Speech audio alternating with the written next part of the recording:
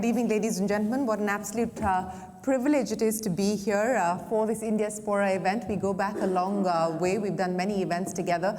I was joking yesterday with somebody, since the Valley is abuzz with AI and generative AI specifically, and people were talking about Jensen at NVIDIA being the patron saint of AI, and I said, MR Rangaswamy is the patron saint of the Indian diaspora. So kudos to you, MR, and thank you very much for bringing me out here.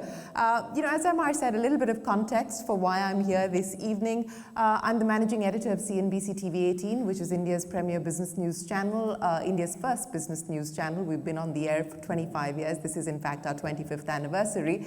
And as part of that, I started a program when nobody was talking about startups in India 22 years ago.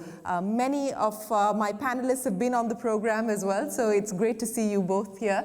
And we made this bet on uncovering the stories of first-generation Indian entrepreneurs 22 years ago, because I truly believe that as the Indian economy opened up and the internet took off, we would see the resilience that we just heard our guests talking about, and the entrepreneurship that we all aspire to sort of grow, take shape and take wings. And I have to say, we've created today the largest community of first-generation entrepreneurs. And as part of Young Turks, over 10 years ago, we decided that we'll visit the Valley every year to see what's happening in the Valley.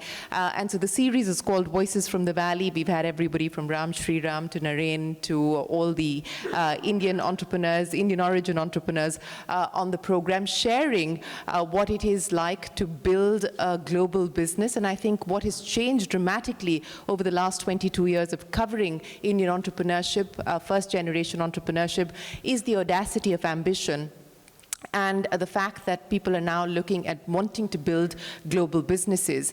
So that's really the context of what brought me out here and what keeps bringing me to the Valley. But since we're talking about numbers from the report, and it's at 16 of the Fortune 500 CEOs are of Indian origin, I have had the privilege, the honor, and the pleasure of interviewing about a dozen of them. So that's my contribution to the report. But let's talk about the road ahead as far as the strategic partnership that you spoke of, what it can lead to, what the opportunities are, specifically as we enter an era of AI, as we talk about the decade of AI, the century of AI, and what it could potentially mean for both countries to be able to partner together. And several significant developments have taken place and taken shape for us to be able to amplify and build on the momentum that we've seen. It's not just the influence and the growing power of the diaspora, but I think there is an interconnectedness on both sides on critical issues like high technology, like deep technology, like semiconductors. Both sides have actually inked a partnership which deals with critical and emerging technologies. The ISET was inked in 2022, and that really gives the legs for this partnership to flourish and bloom further. So before we forecast, Radha, I'm going to get you to backcast, because you've got over 30 plus years of experience, 20 years with HP, and you actually helped HP set up HP in India. So as we look at the future and as we look at the opportunities that we can leverage on in an AI world, what do you think were the attributes that were responsible for why we saw this successful building out of the Indian IT story? And today what we see, HP started 20 plus years ago in India, and today we see global capability centers, hundreds of them. Every American company, every global company now setting up R&D hubs in India. What do you believe is the attributes that drive that kind of success, and what do you see happening from here on? I think one of the really interesting things about having this conversation is somehow a couple of decades get lost in the middle. Was very fortunate to grow up in Silicon Valley with the creators of Silicon Valley, Dave Packard and Bill Hewlett. And then having the opportunity with HP to set up Hewlett Packard in India, in a place that nobody associated with IT, that was Bangalore. And that was in the late 1980s, so quite a while ago. Yes. And you asked the question, and at that time, many of the IT companies were starting, at least 4 of them, right? Infosys and TCS and Wipro. And I remember the first $1 million of Indian IT export and celebrating that sometime in the late 1980s, 1988 actually. So what really happened with those domains of the Indian IT industry, which then became part of the diaspora here, created the diaspora here? Today we hear a lot of success and we use the word unicorns. That is the word you hear the most, right, MR? Yes. And that's what you hear, VCs, unicorns, absolutely important for entrepreneurship. At that time, we talked about very unsexy things, 4 pillars. One was a maniacal focus on clients, because people didn't believe you could do IT in India. So you had to have a maniacal focus on clients, client success, which then brought you revenues, and then you ran your business very, very carefully to be cash positive, all those not so sexy things, right?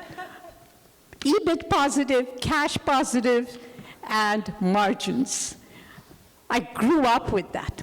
The second pillar, which became so important for this wonderful GDP growth in India, was job creation.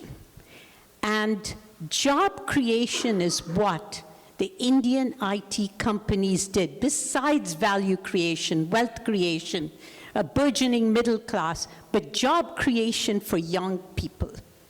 And that became a real impetus to the industry. The third, of course, you know, when I'm Tamil, you know, and you come from the southern part of India, you do your mathematics, you do your science, you go to the engineering colleges, things like that. But there was a real focus on fundamental, like science, innovation, which led to technology. And the last one, which is probably what I'll talk on looking to the future, especially with running an AI company now, is about the societal implications and applications of the technology being developed, whether later on it was mobile, whatever it might be. But the societal applications, and the thing that most excites me today is the fact that we're creating jobs. My company has 5,200 employees, 53% are women in AI. That does deserve a round of applause. So, thank you. We're creating the jobs, and the applications of AI are in precision agriculture, and these are a lot of the things between India and the US. Precision agriculture, generative AI in healthcare, clinical imaging, autonomous mobility. You would think, where in the world are you going to have a self-driving car in India? But a lot of the mobility technologies around trust and safety and variety of different things, that's a specialty area for us we work on, is very applicable in both countries. So that's the history. And then there's the future. And there's a future that's looking very bright at this point in time. But Navin, you know, let me address and take forward what we just heard from Radha with you.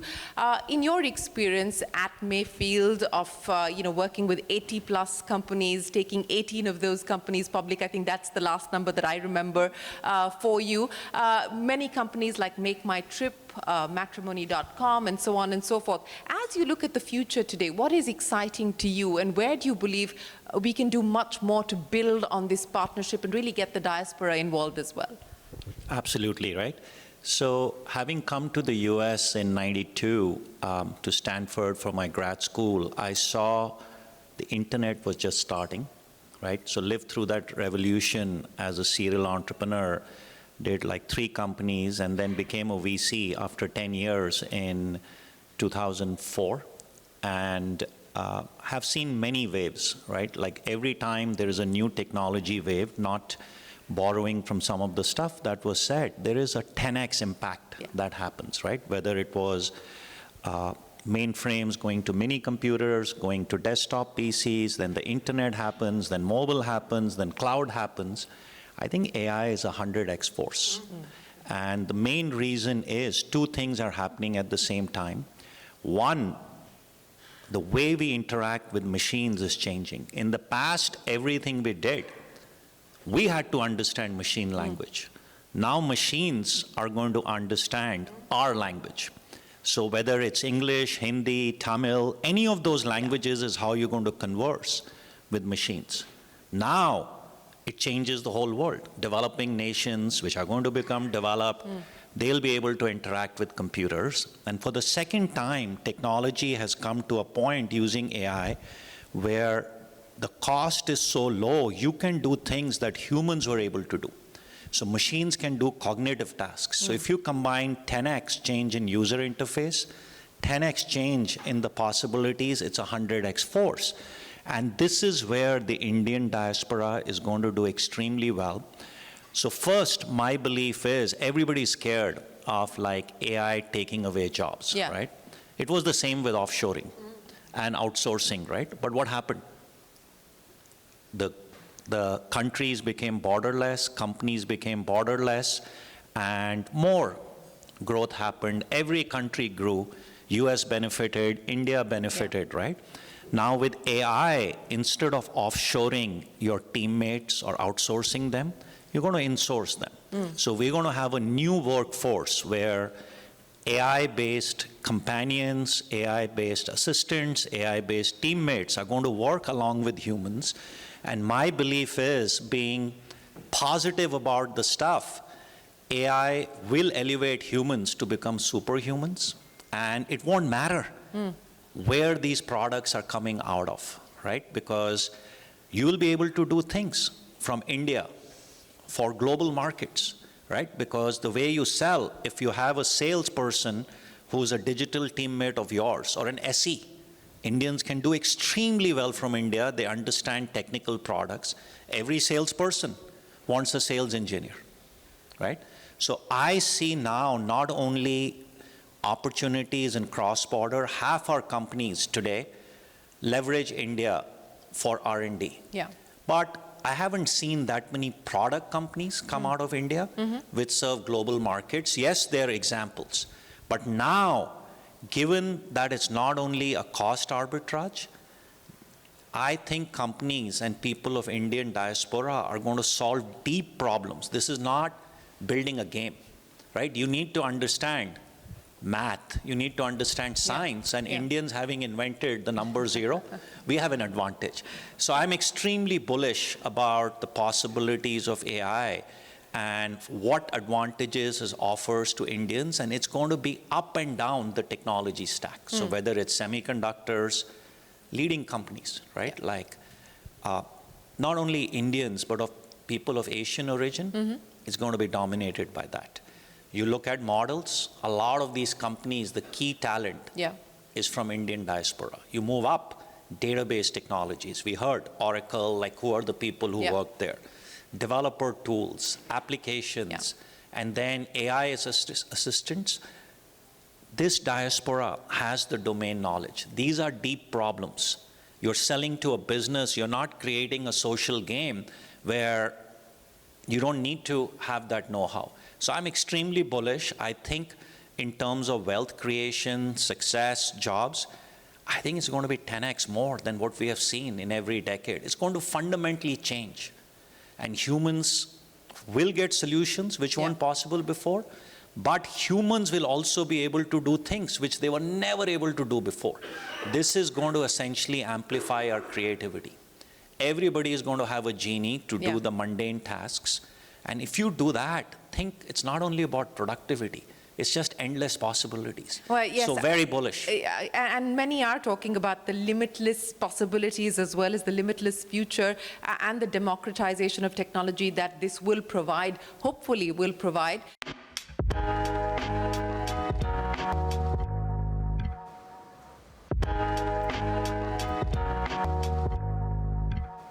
Manish, let me address this issue with you as well, just taking forward from what we heard there from Navin as well as from Radha. I mean, how are you looking at this limitless future? And more importantly, what do you do to try and get a piece of that? Yeah, so, we think everything from a consumer lens. Poshmark is a marketplace for fashion where consumers are buying and selling fashion. And when you think about it, there is unlimited amount of fashion available in our closets. However, digitizing it, getting it transported, et cetera, we've solved many problems, but we look to the wave of AI as really fundamentally revolutionizing it. Let me give you 3 concrete examples. First is, you look at this coat or suit I'm wearing. If you want to digitize it, with AI, it's possible to just point a camera at it and it'll automatically understand everything about it, create a digital catalog item for it, could even create a live stream on it. But what's more fundamental is it could also take this jacket and model it on 7 different people dynamically. So you could have it on an Asian person, on an Indian person, on a white person, or on all kinds of sort of ranges. So it starts to really give a power in the hands. And a lot of these models can run on your phone. So it's not even you need cloud for that. So we are talking about unlocking and unleashing the potential at a level that we can't imagine, right? Now, what does that mean? It means the velocity of everything increases.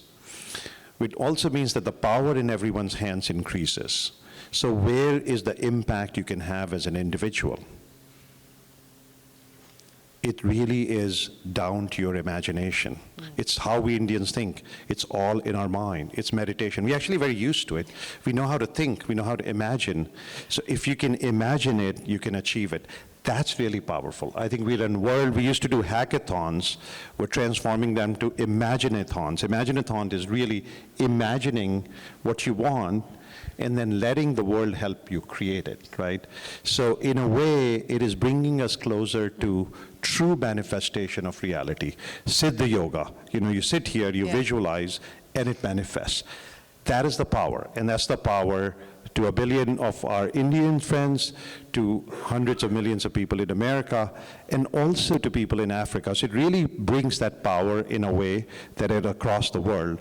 And when you think of Indians rich in technology, sometimes bogged down by systems and processes, but very rich in imagination, I feel that this is the next frontier. Just like mobile phones unlocked a level of communication in India that we couldn't have imagined with physical lines, I think AI has the power to unlock innovation, growth, and prosperity for everyone in a way that we have not imagined. Well, that gives Mark Twain's "Never let education interfere with your entrepreneurship" a whole other meaning. But rather, coming back to you, on the back of this limitless future that we're all talking about now, and AI, of course, can be an enabler, can be a facilitator, can be a great disruptor as well in the near term. As somebody said, we underestimate the possibility in the future, but we're probably overestimating the impact of it in the near term today.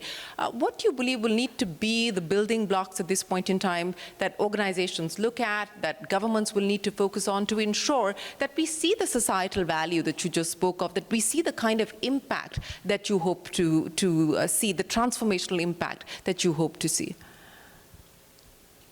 So I think it's not necessarily in the order of importance, but one of the first things I would say is that AI has made possible, in our experience, is the fact that you can skill young people from very different backgrounds. Economically, low-income backgrounds, could be from a variety of different places. It does not have to be in Bangalore, Silicon Valley, and in Hyderabad or Chennai, places like that. The average age of our company is, and don't laugh, is 24.8. And I said, don't laugh, MR. And it's funny, they call me D. And it doesn't matter. We have centers in New Orleans. In New Orleans, you walk in there and they call me D. I don't even know if they know what that means, And they'll say, well, if it wasn't for you, it would probably be 23. or some such thing. I bring this up because the ability to have technology centers in places, it could be Vizag, it could be Hubli instead of Bangalore, it could be Ranchi, it could be Metebrus, places like that. But what AI has done and the ability to use the technology, we use AI for skilling. And it brings people into jobs that they would never have believed they could connect earlier. So I think one of the investments we have to make AI ubiquitous is that fundamental investment. And doesn't mean that you have to do it as a nonprofit or anything. You have to run your 15% EBITDA. You have to do that and have your cash positive stuff. That's fundamental to the company. You have to have your revenue growth. But to be able to invest in that, because it's then your retention of people is very high. We had, even during all the years of COVID, we always had, including in those years, less than 10% attrition. And with women, it's been 6%. So you invest and you get a lot out of it. So that's one thing.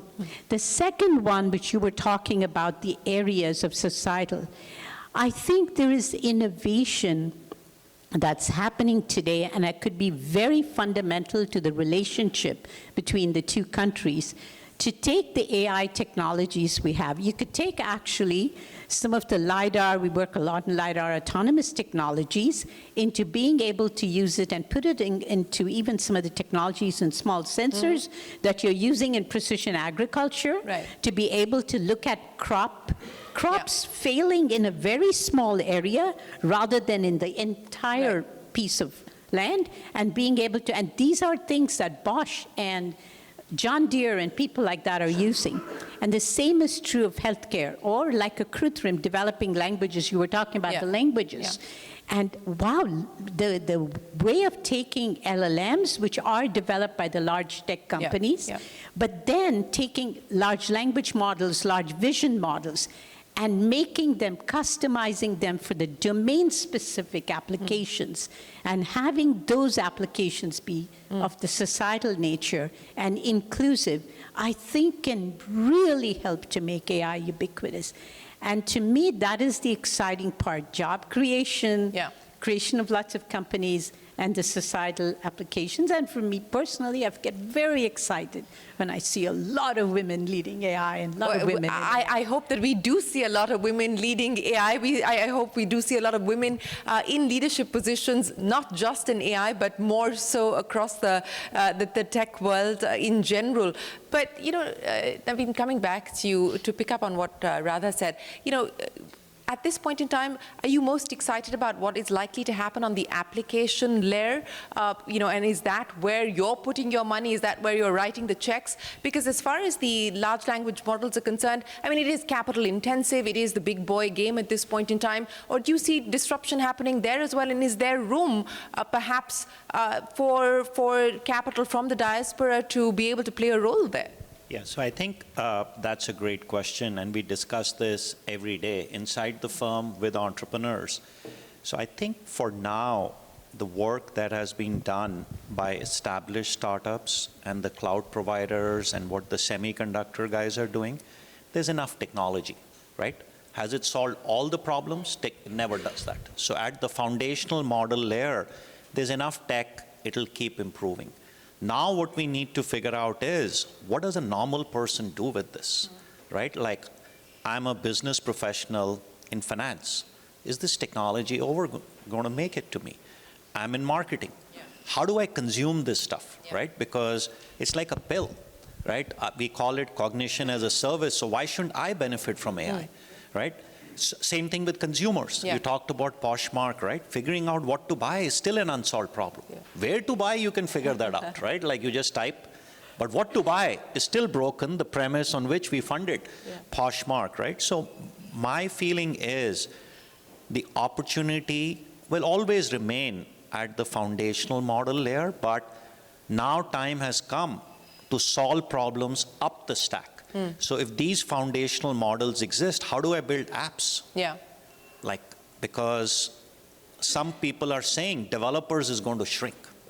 right? Big company CEOs are saying number of engineers will be square root of what exists.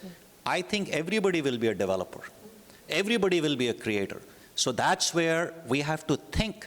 A normal person couldn't build a website. They can't build a mobile app. They can't solve problems. What's going to happen now? So I think enough stuff exists at version 1.1, 1.2, that let's take this, build tools so that AI can be consumed to build applications, services for both business professionals and consumers. And then you're going to have a new workforce, which is your AI teammate, which will work with you. But do you see the disruption happening more on the consumer end, less on the enterprise to start with, because of the complexities around compliance and regulation and IP and so on and so forth? Do you think the early adoption is going to be more on the consumer side? I think on the consumer side, what we have seen with ChatGPT and some of the other applications, that's already showing. ChatGPT in 2 months had as much traction like Netscape had over in a decade, the browser, right? And this happens every time, right? Like basically, if you look at it, to get to 50% market share of what your total market is, PCs took 24 years, the browser took 12, mobile took 6. This is going to happen in 2-3 years. Yeah, NVIDIA has taken a week to surpass and because Apple and Microsoft have become the world's most valued company. And it's not done, right? Because it's just starting, right? Like so I think my feeling is consumer shows you the stuff with these consumer applications, what can be done. But I believe enterprises, for the reasons you described, are not ready to build stuff. But a lot of business applications, like what Microsoft is doing, Salesforce is doing, apps are going to have AI embedded in them, that you start consuming them. So the angle has to be, if a consumer benefits with a natural language interface to get answers to questions, why won't a sales professional get it? Right? So I think the independent software vendors are going to be in a very good place to build these SaaS applications and new startups to help businesses adopt this stuff. But still, compliance, security, all those concerns exist. But there's a huge opportunity for Indian IT services companies and product development companies to go to these enterprises which don't even have talent, right? We have like 2,000 of the Fortune 5,000 companies in our network. They say, okay, my number one issue is get okay from legal. Got it. Right? Like basically make sure data privacy thing is done. Let's build a business case. McKinsey comes, BCG comes, done. Okay, I'm ready. I have no talent. Right? Like basically I'm sitting. So that's where third-party companies have to come and solve this stuff. And there's going to be growth again. What has happened with NVIDIA? Infrastructure spend has gone up 10x. You could build a server for $10,000, $12,000. With NVIDIA, it's $250K. It's 20x expansion. So when I say endless, if everything is going to be AI-based, where is the talent going to come from? Right? They're not even 1 million AI engineers. Probably it's even smaller. Right? And if everybody needs this stuff, how? So I think like it'll be both. But think of businesses, business users as prosumers. They need these things to do their daily work.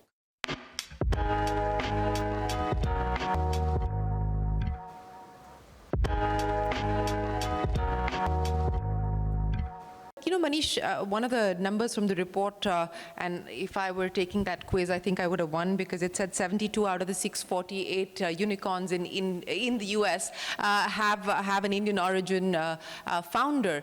What will it take to increase that number, and where do you believe the sweet spots lie? Where do you believe the interconnectedness is that people should be focused on today? If you were a startup today, looking at raising funds, looking at product market fit, what is it that you would go after? Oh, that's an interesting question. I think ultimately it is the Indian diaspora. We have, many of us are first generation immigrants. Our kids are growing up. They are at a very different level of operating, right? They are much more integrated into the society. They're thinking about the problems in very unique ways. And they are also thinking about problems that we don't even know about in some ways in terms of their generation. So I think it is really tuning your energy into what's happening. If I were to sort of think about this generation of what Navin and Radha are talking about in terms of disruption that's happening, I think I would go back to the basics, right? The human nature doesn't change. Doesn't matter whether we are in mobile era or chariot era or tree era, we're still going to get born. We're going to fall in love. We're going to fall out of love. We're going to be born. We're going to have kids, not have kids, choose to live our lives in one way or the other, change clothes, eat food. If you look at those fundamental tenets of life, therein lies massive opportunity. Let me give you 2 examples.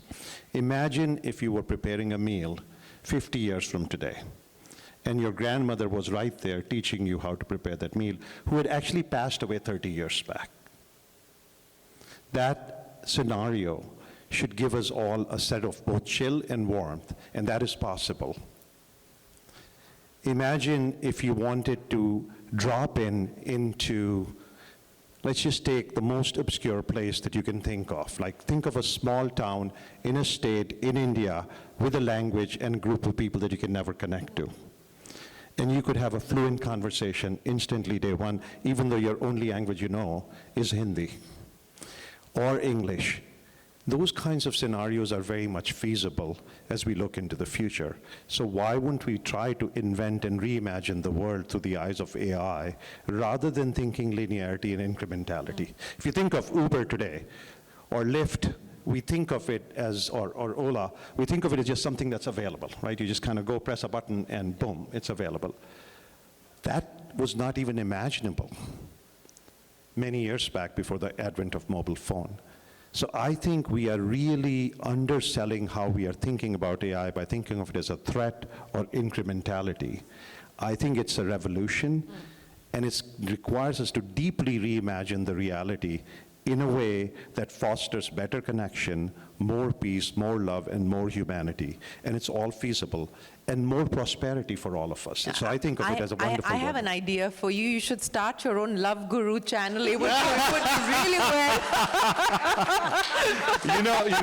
The first value of Poshmark is, if you lead with love, everything follows. If you lead with money, nothing follows. I was right. So I was right. I'll write that first check. But rather, coming to the close of this conversation, and we're all talking about the India-US relationship. We're talking about creating solutions that are specific for India, relevant to India.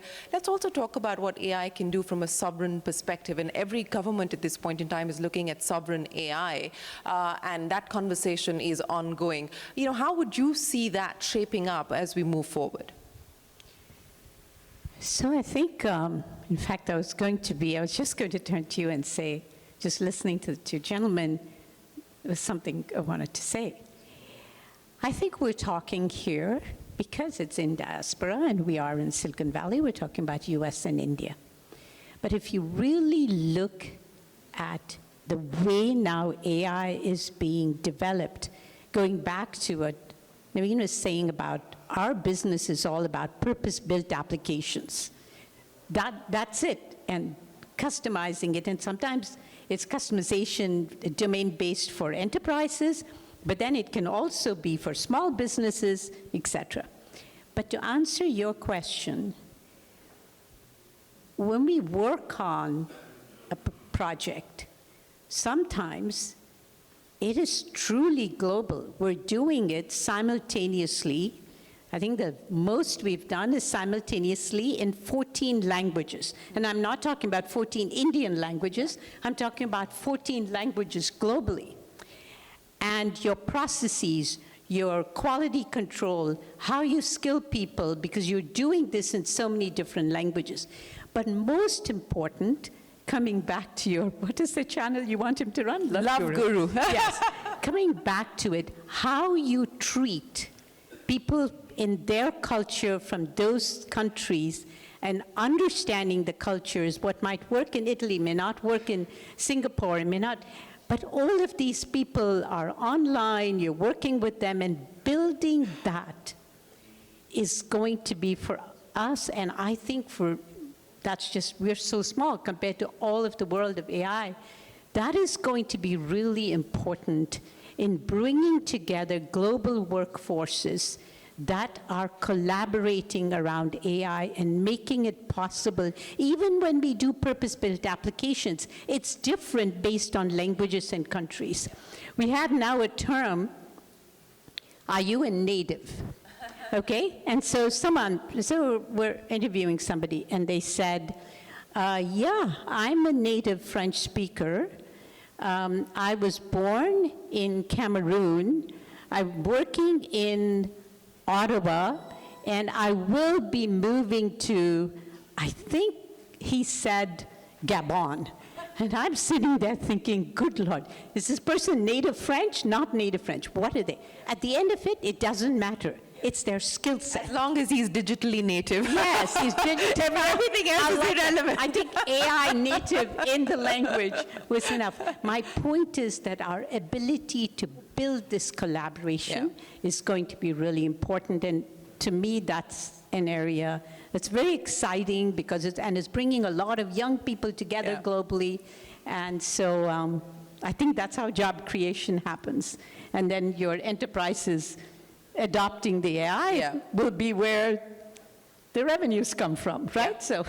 Yeah, and the value and the wealth creation. So how many unicorns at this point in time that you're invested in are on the cusp of becoming decacorns, Navin? That's a good question. I would say a handful. And if they're not leveraging AI, the mindset of investors, whether public or private, is just not there. It's like AI everywhere, and it's even with just not in earnings yet for most companies. But it's private, right? Like unicorns are anyways imaginary figures. They're not real figures.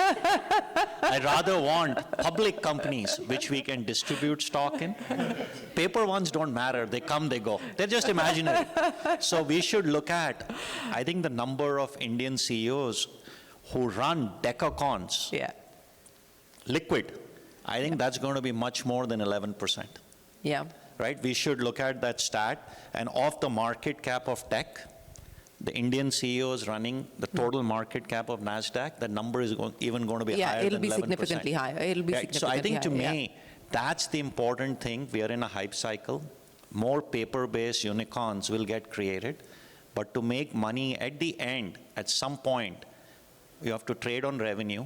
You go public, at some time you have to trade on earnings, right? That's the basic law.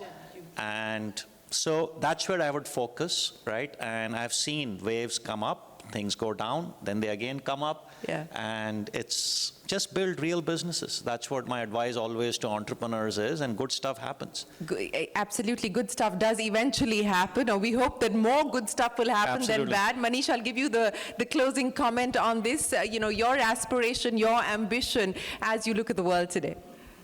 Well, from my perspective, our job is to really get more and more closets of wardrobes online, and I feel like AI is going to ultimately accelerate that. We can just turn around and say, let me shop Shereen's closet and get that beautiful red dress in my closet, and that I think one day we can hopefully magically make possible. Well, Radha and gentlemen, it's been an absolute pleasure. Thank you very much for joining me here, sharing your insights. Thank you very much for being a wonderful audience. Appreciate your time, and look forward to seeing you all back in India, and we hope that the collaboration will flourish from here on. Thank you very, very much. Thank you, ladies and gentlemen. Thank you so much. Thank you both.